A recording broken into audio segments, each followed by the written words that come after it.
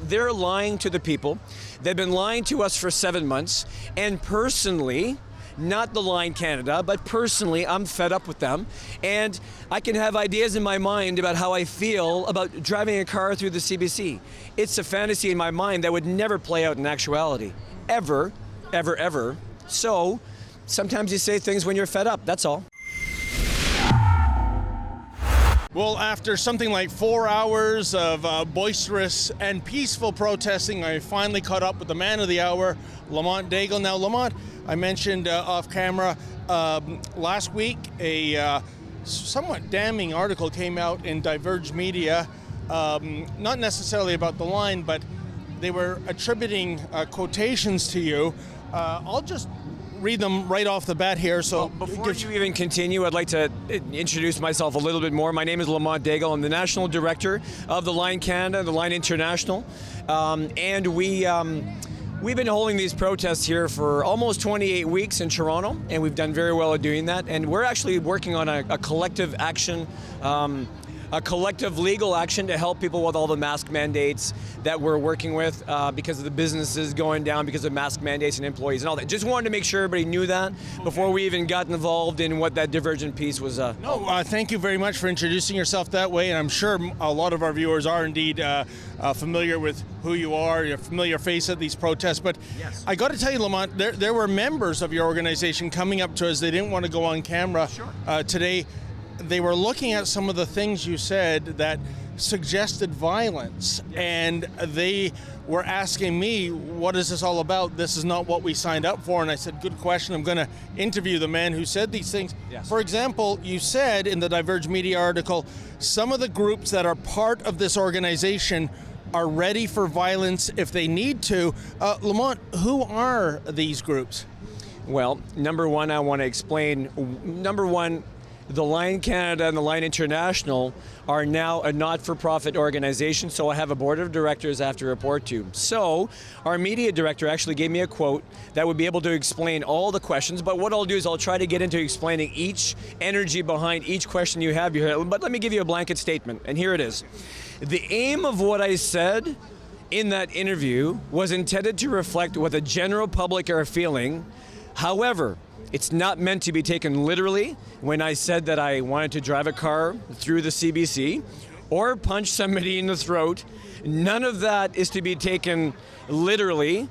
And when I mentioned that about the different groups having acts of violence in public, was that it was meant to be that if we are attacked as people, whether it's Hugs Over Masks or Mothers Against Distancing or the Line or 5G people or any of that kind of stuff, is that if we're attacked, it has to be about self-defense.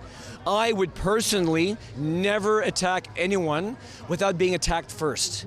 The police are behind us 100% because we've been, backing the blue since the beginning, right?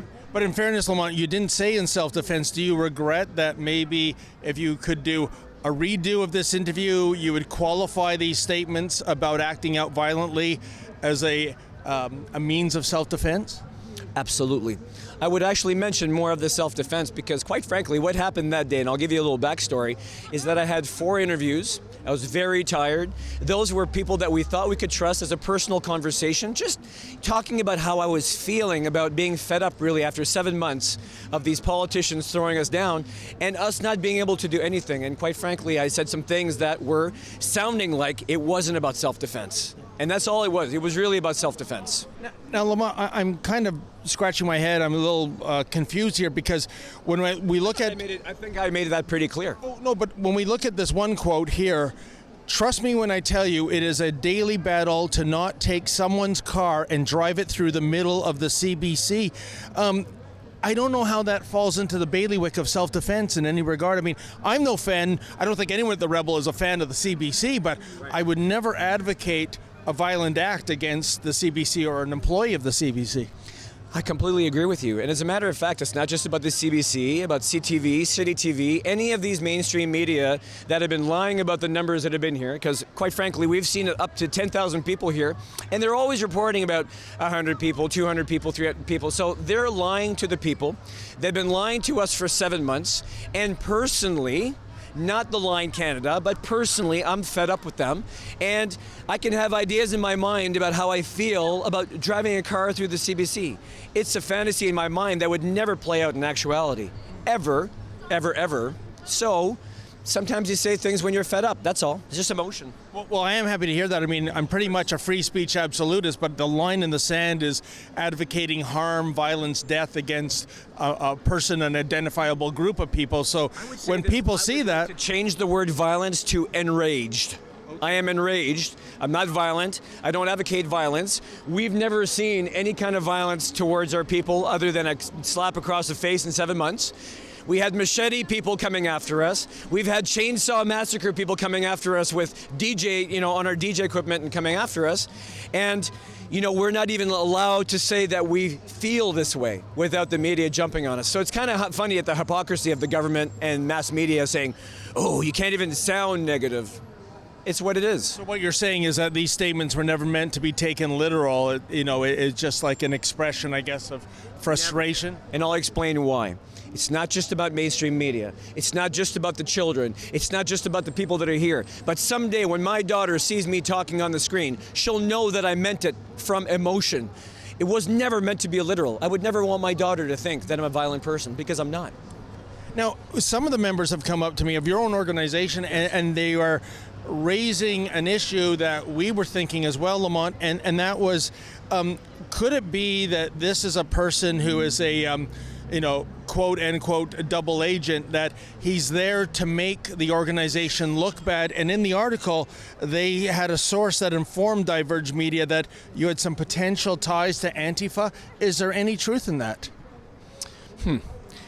Let me explain a little bit of back history before I even explain that one. I've been a member of the Mankind Project with 80,000 powerful and good men that mentor good men in the world to help. For 12 years I've been part of this group. I was the International Men's Day MC last year that curated some of the best men in the world that support and curate the next world that we want to live in, where everybody is powerful in the world and supportive in the ways of supporting our community. That's why we're here today. So the thing is this, an Antifa member would never do that kind of work for over a decade. And so, no, there's absolutely no basis for that at all. Anybody, I can bring a panel of experts that are willing to come forward anytime to say there's absolutely no chance of any involvement with the BLM or Antifa ever, ever, ever. How did these rumors start? Why is this source to Diverge Media saying such things about you if they're completely false, Lamont? Well, geez, considering we've been a part of this for 28 weeks, we have seen the government lie to us. We've seen the police sometimes lie to us. We've seen people lie to us about who's coming down the street that's coming to attack us. And there's always an accusation of either BLM or Antifa. It seems to be that that group is the go-to for fascism in the world that is led and paid by Bill Gates, George Soros, the New World Order, and they always go for that. That's absolutely untrue. And this is a smear by your enemies on you. Is that what you're saying? Always, because you know what? It's a really easy way for a soundbite to come in that this is what happened, and we don't want to be a part of that group because of that. But people will make a jump statement at a one-liner about Antifa and then choose to turn their back on a movement that is, quite frankly, a bunch of really great people, and not show up and support their Canadian patriots. Now, Lamont, you also said you have no belief in the judicial system and you've given up on trusting the police. I'm just wondering, if that is indeed the case, then why even bother supporting lawyer Rocco Galati in his challenge, his constitutional challenge to all these lockdown and masking laws, if you don't even believe in the judicial system anymore? Well, you see, I didn't have a chance because we didn't talk about Rocco. We just talked about the judicial system. And when I mentioned that I'm a little ignorant around some laws and stuff, is that before the lockdown happened, I knew that the court system is completely, is not done in a way where it's power to the people, it's power to the laws of the government. It's true that, right? And I didn't know about Rocco Galati before the lockdown. Rocco Galati is doing great work as a constitutional lawyer, but I don't understand constitutional law. you see. Now, his work is amazing, and I trust Rocco Galati 100%. I don't trust the system that's been there for decades and hundreds of years before we came along, because quite frankly, we wouldn't be in this state if the law department and lawyers and judges did their job properly. I don't agree with them. Okay, then. And you did mention earlier the Mankind Project, and the Diverge story quotes someone who actually took part in a Mankind Project event. And I mean, who am I to judge what you do on your free time, your personal life, Lamont? But he was talking about him being blindfolded and walking around in the nude on a tour, people blowing sage smoke in his face while 50 or so naked men danced around candles, and men sitting naked in a circle discussing their sexual histories while passing a wooden dildo around called the cock. Is this something you took part in? Well, number one, I am not the Mankind Project. I am an initiated member of the Mankind Project, and I've been a part of them since 2009. And there's a weekend called the New Warrior Training Adventure. And what happens on that weekend is secret for a reason, right? Because there are men's rituals that we go through, including sweat lodges and certain really nice indigenous, ways that, to help men mentor other men.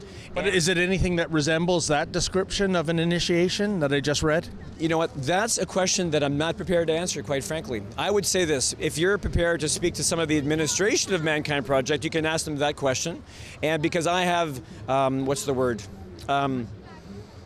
a secret oath to these people that I don't talk about what happens on the weekend, because the whole part of what's called a hero's journey is that you don't tell somebody if they're going to go through a 3-day weekend where they're there to empower themselves and go through male rituals, that we talk about it. So that's it. I don't talk about anything about the Mankind Project. If somebody wants to be a part of it, they can, but there are certain men's rituals that we keep to ourselves. If men want to go to one where I keep my clothes on? I'm not prepared to answer that. That's a group that, I love and I support completely, but what happens on the weekends between the men on the weekend, just like Sterling Men's Weekend, Landmark Forum, and a whole bunch of other men's weekends that don't talk about what they do. And I can guarantee you, a lot of other men's weekends do things that normal society would not understand. They're not meant to understand, because men have male rituals that we should have had when we were initiating our young men and our men in our world. We've lost that. So these are male rituals that, quite frankly, are a secret to the organization, and you understand those once you go through an application process where you talk about why you want to be a part of men's group. There's medical conditions you have to match, there's psychological conditions you have to match, and if you go through the application process and you want to change your life, because men don't come to a weekend like that unless they want some change in their life, and we're there to support them with the elders. And if they go through the process and they want to go through what that means going into the weekend, that's up to them, and it's nothing to do with what's going on with me or explaining what the weekend's all about. It's completely between the men.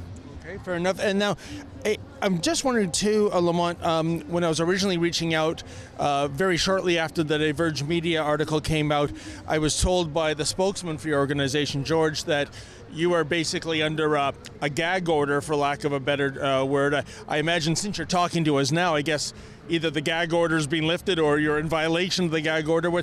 I guess what I'm leading up to was the organization upset with these comments that you made to Diverge Media? Did they feel that you were, giving the line movement a black eye, if you will? Well, I guess now that I'm a board member of the organization, that there's more of a responsibility to the group, to the movement themselves, and I just wanted to have a couple of days, quite frankly, to relax and settle into the point that not all media has it out for someone. And I trust you, and I trusted Rebel News since the beginning, and I have to give, some kudos to you, my friend, that you're following up with this. The divergent media people, I'm not even going to bother responding to them, because the reason you're talking to me today is because you want to clear the air. You want to make sure that the people that are part of this organization can trust and respect in their leaders, and Divergent Media did not do that piece based on trying to help anyone. They were just going out there, not trying to help anyone, and we trusted those guys, and if they want to be all negative, that's their own piece. But I guess, but Lamont, in fairness though... I'm not done. So, in fairness, like you said, I just had to be ready for myself, and I spoke to the board and I said, listen, I'm not under any gag order. Before you came along as a board, I was part of this organization since the beginning, and I can trust in the fact that what I'm going to say is honest, and I can stand up for myself, and make sure that it's all true, and I speak for myself. That's... And I'm just saying, Lamont, in fairness to the Diverge Media team, this wasn't editorialization of your group. These were direct attributions, direct quotes from you. Now, you've said that things were, that you were tired, that you weren't speaking literally. So what I'm saying is that I'm not sure if shooting the messenger is appropriate in this regard, just because they were quoting you directly, even though I guess now you're saying there was some nuance to those quotes. I don't trust them at all. They're no longer part of my organization. I don't want to ever see these guys. They're not very positive young men, and we trusted them. We did trust them because, you know what, if they were true friends, if there were people that really cared about the movement, they could have said on camera at the time when I said these things, ooh, whoa, Lamont, that's a little harsh. And then I would have explained that it was in self-defense. They didn't ask the questions. They didn't follow up with me before they posted that to say, hey, Lamont, we'd like to have a balanced editorial on what you said. Would you be prepared to back that up? And they never reached out and never offered their help, and they're not there for positive means, that's for sure. Now, another big question, Lamont, is who indeed is funding the line movement right now? People that are buying T-shirts, and there's individual donors that help us out. It's grassroots movement. We're not interested. We're a very apolitical group that don't want to align ourselves with politicians, because as soon as people start donating money who have issues around controlling the movement, we're not interested in that. So we're just taking private donations. We're now a not-for-profit. We're getting an accountant to start taking a look at the books, and everything will be above board, and everybody will know what's going on. Okay, fair enough. And I'm just wondering too, Lamont, if someone were to ask the question, who is Lamont Daigle? I know you gave a little bit of a bio at the beginning, but who are you? Like, what other kinds of movements have you been involved with? Can you shed some light on that? Oh my goodness. Well, for 20 years I've been here, 22 years. I'm originally from New Brunswick. I have always worked in... I've worked a lot in the medical field, in aesthetics, where I started taking a look at health and wellness to help people with their health. I was one of the first guys here that was a longevity program concierge for a company called the Beresford Heart and Health Center. We were helping some of the people in Toronto heal themselves with alternative ways, more of the homeopathic ways, allopathic ways, figuring out a way to have both the Eastern and Western philosophies of healing. I was working with these people for a while. And then I got involved with good water, healthy foods and supplements, and I started realizing that men needed help. Because when my marriage fell apart back in 2009, actually that's why I joined the MKP, because I needed to fix my manhood. That's the Mankind Project. Because there was an elder who said to me, Lamont, you sound like you need the help of men. And I said, actually, probably. I do need some good men in my life, so I joined the MKP. It really helped me. There is 80,000 men around the world that help. But what it did was basically show me that men need good support. I didn't have that support in my life to show me the way, and I said to myself, now I want to be a men's empowerment specialist. And then I started my corporation called Mentra World Service Corporation, and it was meant to help good men in the world. And then I joined with the International Men's Day that was founded by Dr. Jerome Tilak Singh in Trinidad. And I became an MC for the event to help curate good men in the world that are doing good things in the world. And I said to myself, I wanted to do good things for men because I started to see a real lack of support for good men in the world that were doing good things. So for me, as soon as this started happening with the lockdown, it was my way of giving back to the people. Is a way for me to be there for my kid and be there to support good people. And that's the only part of the movement I've ever been part of, is my own way of trying to help people. And one last question, Lamont. As I said, we talked to people off camera, members of your own organization in some cases. What would you say to those who say that, they look at the quotations in the Diverge Media report and they go, this has given me an uncomfortable feeling. This is not what I signed up for, i.e. espousing acts of violence, what have you. For those of your own rank and file that are questioning the line, thanks to what was said in that article, what would you have to say to set the record straight? Well, just like anybody that we talk about when it comes to the virus, mask mandates, vaccinations, 5G, all the things that are going on in the world, is do your own research, which means don't listen to what other people say. Don't believe everything you say in the media, that you see in the media, and come and ask the source yourself and ask questions from your people. Come and ask me personally, and if you need witnesses, when you're asking those kind of questions to know what we're talking about, anytime. I'm prepared to answer any kind of questions like this anytime, because as long as people know who I am, they'll never believe me to be a violent man, and I'm always there to support my people. Have you had a lot of feedback to that article, to the things you said in that article? Oh my goodness, yeah, everybody's reached out just to see what's going on. A lot of people gave me a lot of good support because they understood that it wasn't taken in the right context. Nobody asked the right questions about why I said these things or where my mindset was at the time. I was tired, it was feelings, it was emotion. I was enraged because of what's happened over the last 7 months with no real action by the government. And I spoke my mind, and it came back to bite me, and people were worried. So I'm just saying, time over time, people will see this wonderful interview. They'll come and ask questions, and each week when people come to see what we're doing here at these protests and in the streets, they'll see that that was just one blip on the radar of what we're going to do for a long time, and it's all positive. Okay, well, I'll let the audience members judge you for what you've said in terms of responding to the article, but I really would like to thank you for your time, and I can imagine it was a bit of a stressful week for you, Lamont, so thank you so much for coming on camera and talking with us today. I appreciate that because, sometimes we make mistakes as family, and we always have to have the chance to say our word, and you know what, I really respect you a lot, and I'm really happy that you pulled me aside and wanted to get these questions answered. I respect you for that. Thank you again then, my friend. Pleasure, my friend. And thank you to the people that are still with us, even after these negativities happen. They do happen, and it's how you recover and you move forward that counts. Hey folks, if you can, please go to journalistdefensefund.com. If you're able to, make a donation so that we can continue to bring you the other side of the story.